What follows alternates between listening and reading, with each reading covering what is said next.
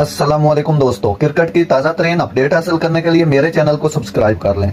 पाकिस्तान को इंग्लैंड के हाथों दूसरे टी20 में 23 रन से शिकस्त। जोफ्रा आर्चर ने वापसी पर मुतासर किया क्योंकि जोस बटलर ने 23 रन की जीत में फर्क पैदा किया। फखर की आतिशबाजी के बावजूद पाकिस्तान 23 रन से हार गया। फखर की आतिशबाजी बड़ी जबरदस्त रही, जिसने एक छक्का छत के ऊपर भी फेंका। बहुत ही शानदार बैटिंग देखने को मिली फखर जमान की तरफ से। फखर जमान ने जबरदस्त बैटिंग का मुजाहरा करते हुए एक टाइम पे पाकिस्तान को जीत के दहाने पर खड़ा कर दिया था, जब बाबर और फखर बैटिंग कर रहे थे। तो उसके बाद विकेटों ने साथ ना दिया और वक्फे वक्फे गिरती रही और पाकिस्तान बिल आखिर ये मैच हार बैठा।